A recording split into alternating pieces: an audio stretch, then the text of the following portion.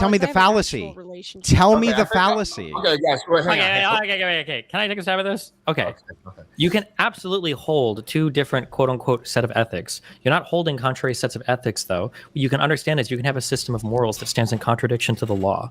For instance, a Catholic might believe that it's immoral to consume pornography, but that doesn't necessarily mean that a Catholic would prescribe that it changes the law in the country that they're in, right? In a way, you could read this as a render unto Caesar. What? Hold on. No. It doesn't seem to be the argument because you're conflating the law and the morality. It doesn't seem to be because it's not.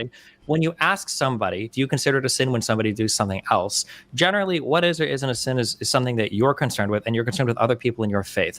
Personally, I've never been in the business of, or seen other Christians at least, maybe for Muslims it's different, maybe for Jews it's different, maybe for other people it's different, is trying to evaluate. I'd never in my life, I took 4 years of fucking Catholic high school, 8 years of Catholic grade school. Never once did we have a class where we went through, what do Muslims do that's sinful?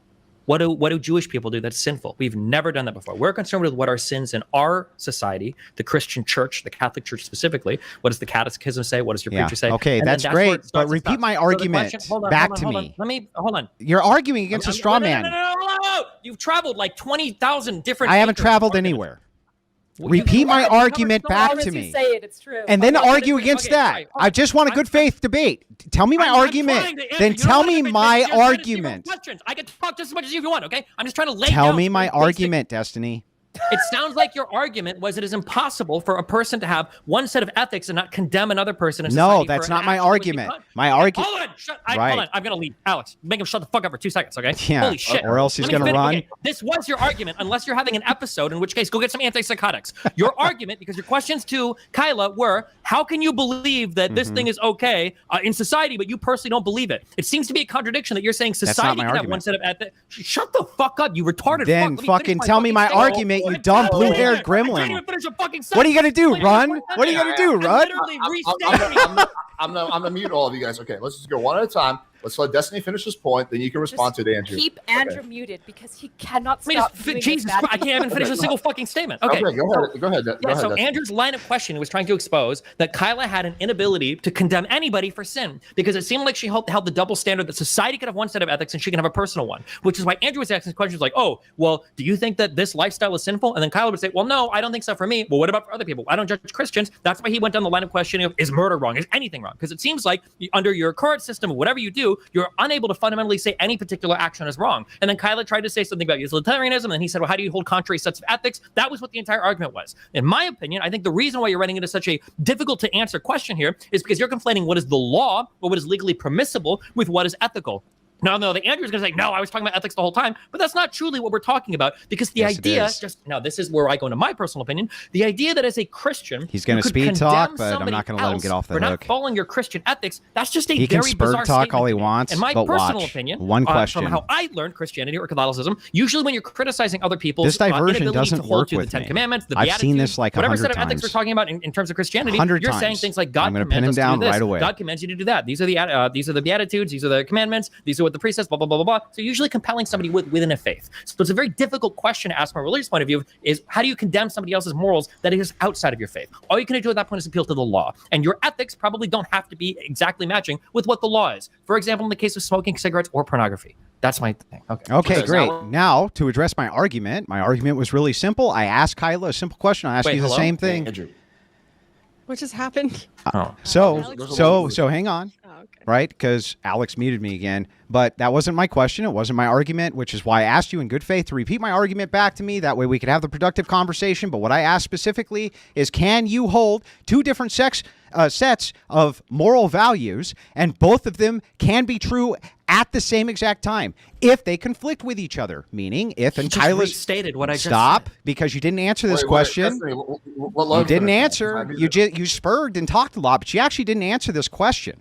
The question is, if one conflicting moral value structure says that it's okay to murder and another one does not, and you're a Christian, say it's not okay to murder, and you're, let's say, a utilitarian who does, only one of those can be true. Yes or no, Destiny? Yes. Yes. Problem, thank you. As I restated, the problem was you're not holding, when we talk about murder, right, we're not really interested societally in the moral condemnation of murder. What we're really looking for is what is the law. Debate. Christians don't compel people to not murder necessarily, societally speaking, another person because it's what God commands. Yes, you say it's because this is illegal. When we're talking about what the law is going to be different than your particular moral thing. Now, there's going to be a lot in Christianity where your morals actually map onto the law. Your morals in Christianity are going to map onto things that are very similar to the law. For instance, so it could be overlap. I agree. Don't steal. There can be overlap. Yeah. Don't steal and don't kill. Those are two things. However, it's also a Christian commandment not to be adulterous. That's actually not something that's illegal in the United States. That's right. Now, just because it's not illegal in the U.S. and just because it is illegal in the Christian world, is that a conflicting set of morals or ethics? No. How is it not? Tell me how it's not.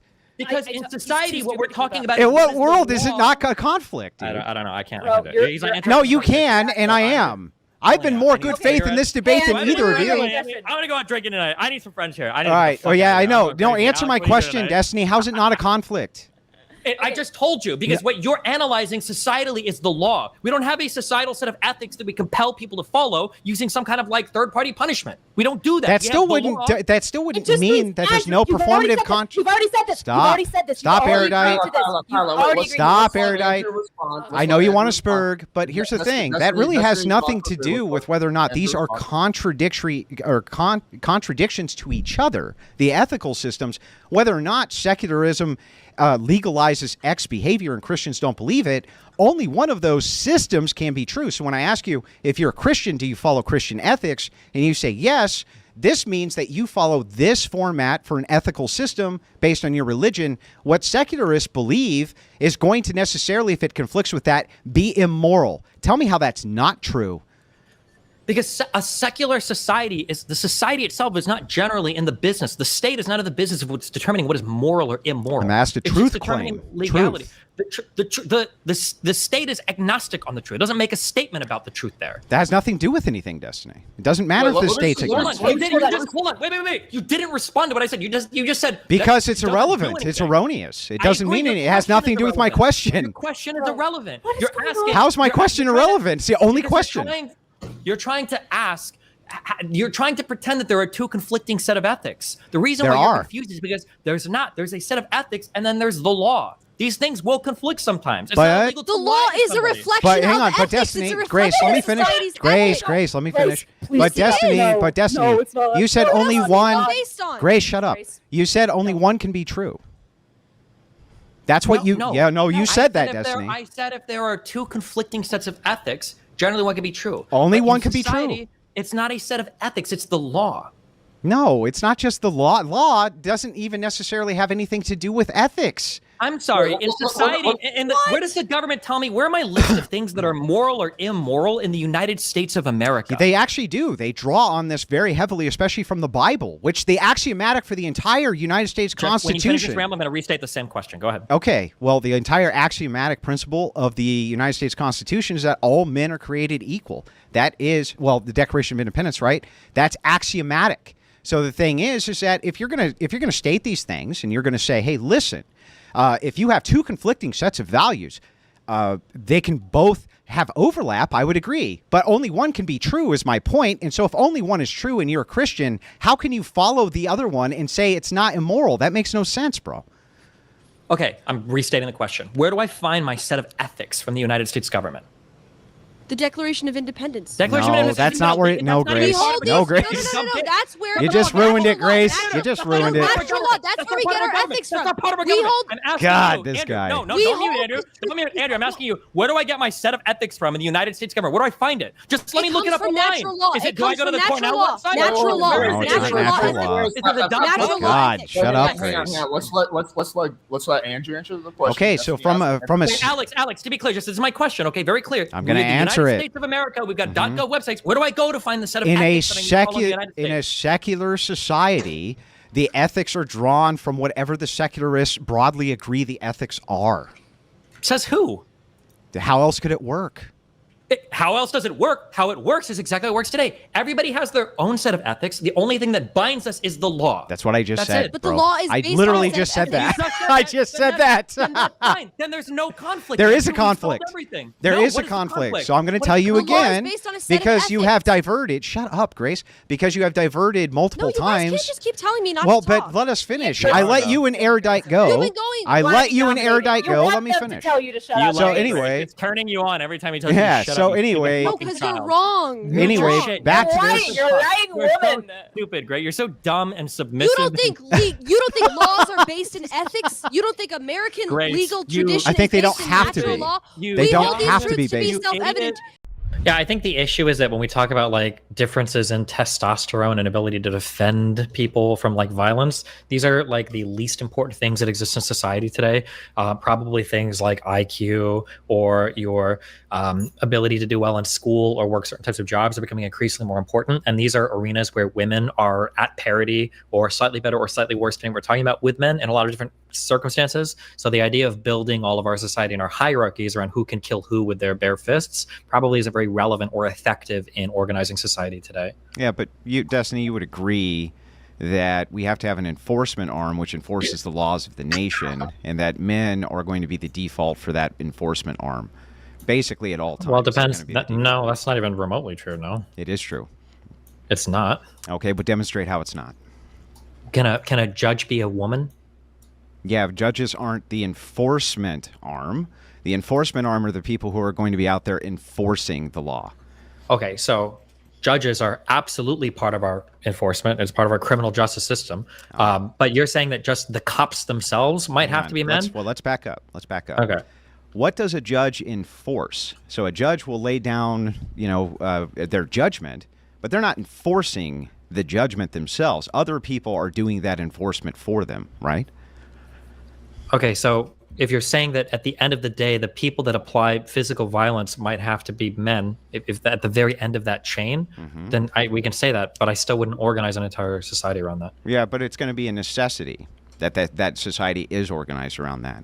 Because Why would it be? Why would we organize all of our society around one of the least important parts of our society? That is about the most important part is the enforcement and defense of your society. I can't think of a more important part of society than the enforcement of its laws and the defense of its people. Can you? I think that is a bare minimum threat. That's like saying the most important part of society is like access to food or water.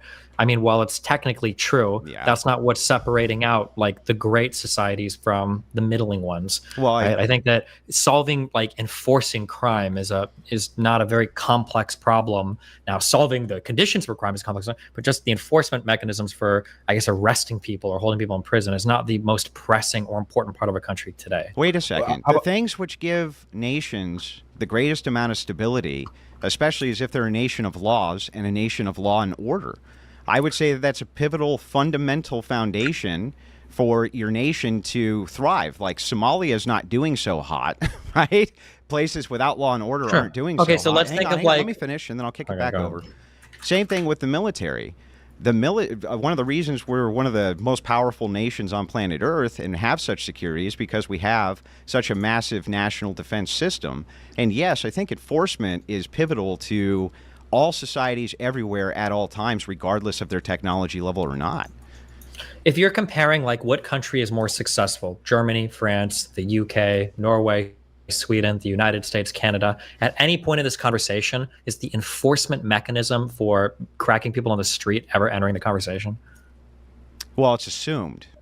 So these are baseline assumptions. So just because we assume that this is already kind of baked into the pie, so therefore we're not talking about it, doesn't mean that it's not one of the most important fundamentals to that society. That's what I mean. It's important, but it's fundamental and largely solved. That's not going to be, just like I said, for food and water. No one's going to say France is better than Germany because less people are starving to death. That's an assumed thing. That like things like distribution of food and water in most first world countries and a lot of third world countries has largely been figured out. So these aren't the things that we ought to be focusing on these days. But I think that they are, because when those enforcement mechanisms begin to break down, like we saw with the BLM riots and things like this, society itself begins to shake apart at its core.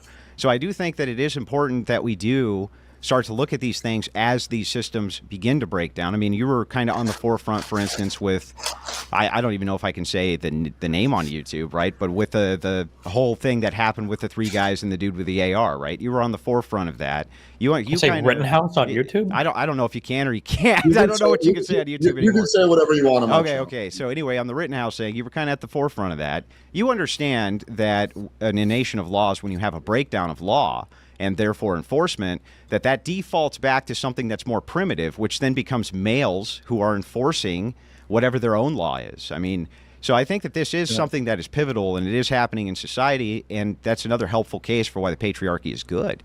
What would be an alternative to Me Too?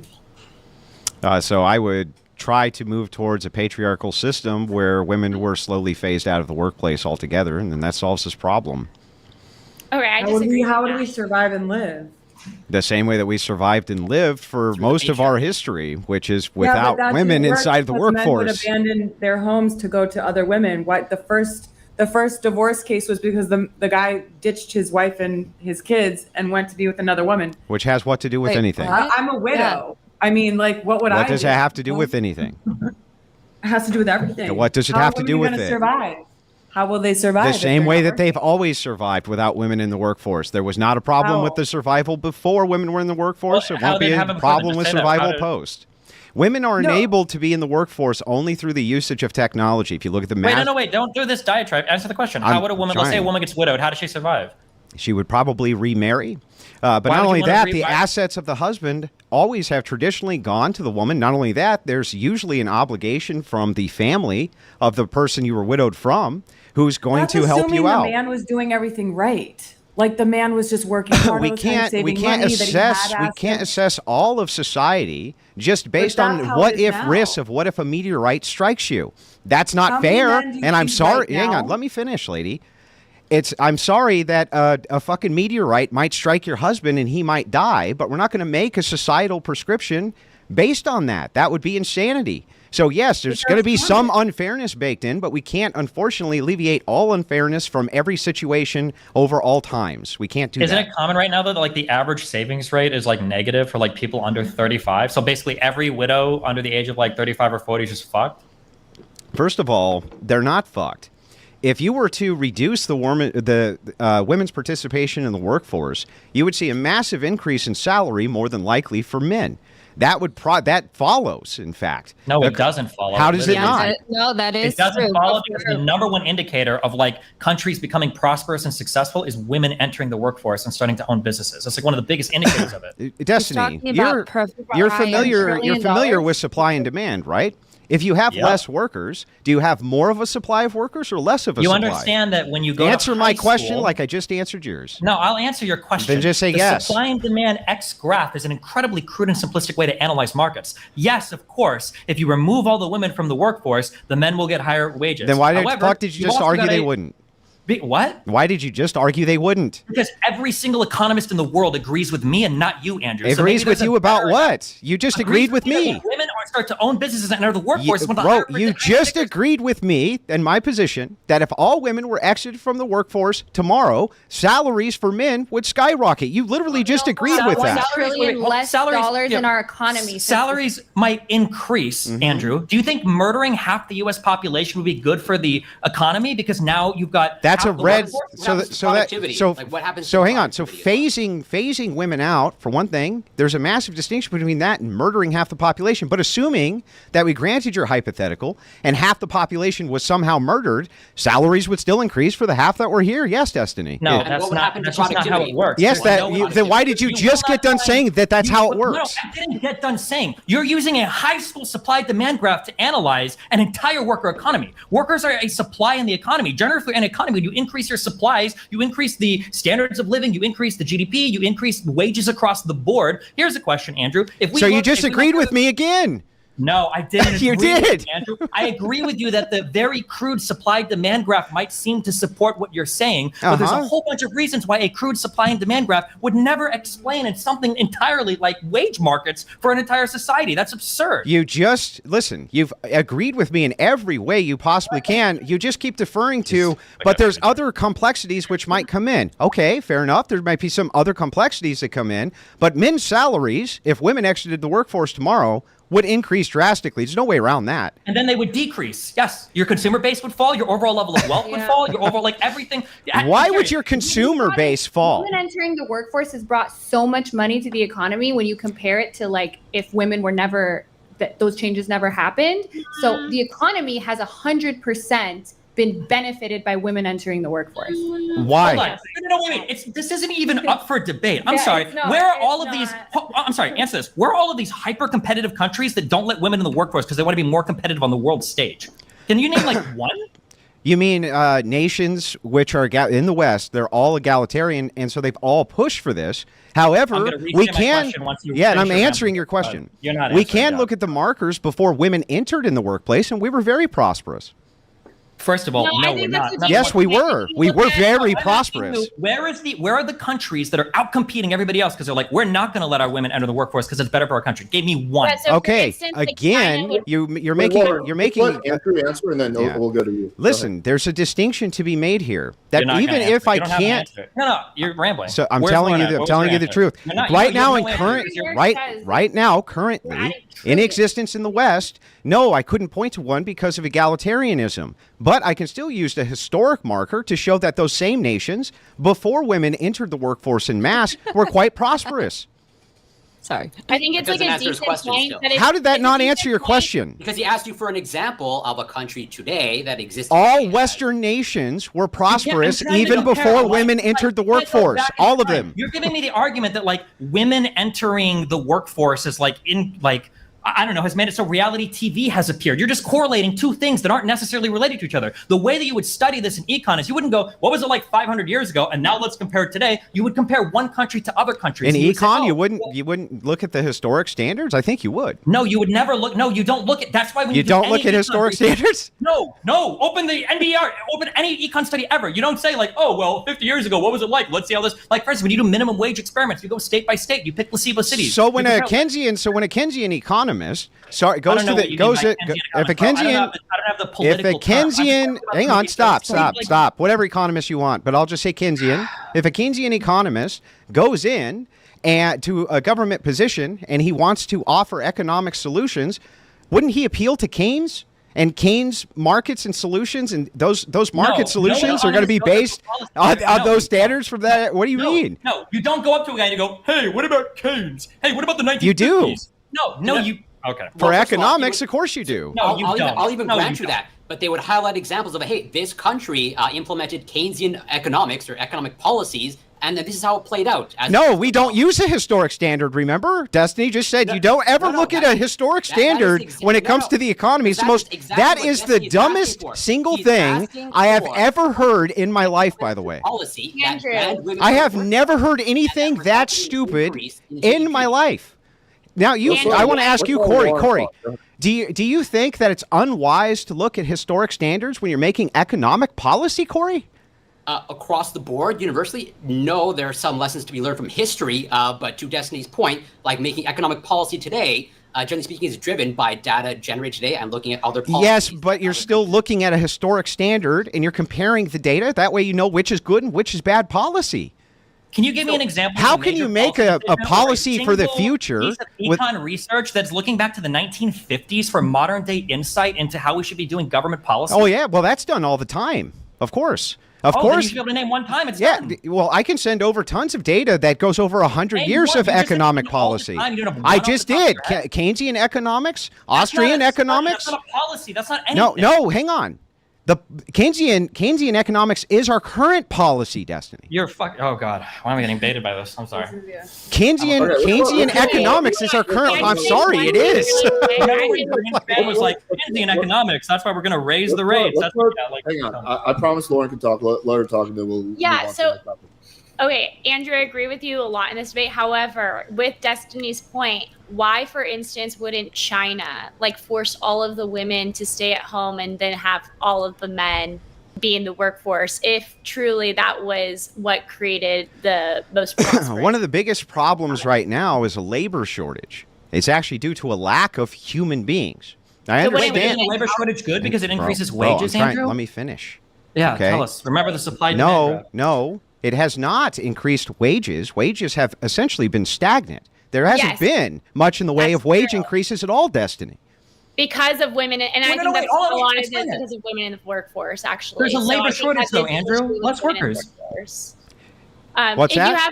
if you have more people in the workforce, Yes, you it's have for hang on. Yes, Destiny. Wait a second. And since the labor shortage, that was basically the first time in my entire lifetime, probably yours too, where people could actually go in and begin to negotiate salaries because of this shortage. Yes, Destiny. Yeah. Okay, you get it now, Destiny. Okay, yes, you proved your point. So then answer Lauren's question. Why does China say, hey, what was the So answer? no, you need to concede. So concede on this point. Why doesn't China tell women First, back up and concede to the point that I was correct. I'm not conceding anything to you. So wages haven't been stagnant due to women in the workforce, even though you just said that. You won't concede that point? Again, women in the workforce have increased the productivity and increased the real wages and increased every level of economic success, every indicator in every country around the world. That's why, to Lauren's question, why doesn't China tell women to stay home from work? At this point, there is again a worker shortage, which is going on He's globally. not answering the question. He has no answer. That is the answer. There's like a debate tactic, literally. No, how is that not an answer? Because I'm asking you, why doesn't China say? Let me see if I can bridge the gap. Andrew, are you saying that the reason that China doesn't tell women to stay at home is because there's a labor shortage? They don't have enough labor force to do that. This is right now. This is a global phenomenon, and this has to do with the fact that China had a one-child policy, and it's the same thing with our fertility rates here. We can't keep up with the supply right now. We just can't do it because you have the essentially the 18 to 30-year-olds are going to subsidize the generation before and the four generations after. And so you need this pool, but we're now entering into this section where you have this pool, which subsidizes all these generations, is so small that you have a huge labor shortage across the board. That's the one you need the most. Why would getting rid of women from labor? Hang on. I'm going to bridge the gap. I'll rephrase the question because I do see your point. Well, what about if we take a country like India, right? They have insane amounts of people being born. Why would they, following Destiny's logic, why would they not just exclude women from the workforce? Logic. Thank you very much. Well, I mean, India's caste system does often exclude women, and some of the Muslim nations often do exclude women. So I don't know what you're talking about. In this case, we're talking about a Western phenomenon. We have entered into a labor shortage China's the West? because of I'm talking Japan's about the West? I'm Korea's giving the you West? a prop. And by the way, yes, South Korea is completely westernized, 100%. Do you disagree, Destiny? I don't know what your definition of westernized is. They listen to they're basically a U.S. port at this point. I don't know what that means, but okay. They're basically, I mean, we run South Korea. South Korea is a massive American port. Our culture has definitely, since the Korean War, reframed South Korea. It's basically, it might as well just be like an extension of an American state at this point. Andrew's right about that, but let's let him answer the... No, I want Destiny to answer to this. Would you agree that that's true? I'm not answering until you answer the China question. You haven't answered it. You just made a claim. You said, what about South Korea? Is that the West? Well, yeah, kind of. Away. I made this claim because you said only Western countries do this, but countries around the world... No, I'm not saying just the West. I was just giving you a reflection of the West. Question one more time so the audience can hear you evade it. If you said that removing women from the workplace was good, why doesn't China just order it to happen? Because it would be good for the country. Well, like I said, at the moment, China is dealing with a problem which happened from their one-child policy. They're dealing with a labor shortage as well because this key demographic that they rely on. All right. How is this not an answer? No, because you're saying there's a labor shortage, so they're not going to get... What? He's answering the question. No, hold on, Alex. He's not. He's saying there's a labor shortage, so they don't want to get women off of the workplace. What do you think would happen in the United States if we axed 50% of our workforce when our unemployment is at like 3.25%? Didn't say that you should axe it tomorrow. Well, I had a plan to gradually phase women out so that women were more comfortable staying at home than in work. And so this way we could try to get our population back up because it's been completely devastated. When you've moved off of day one supply and demand graphs, go look up like the lump of labor fallacy.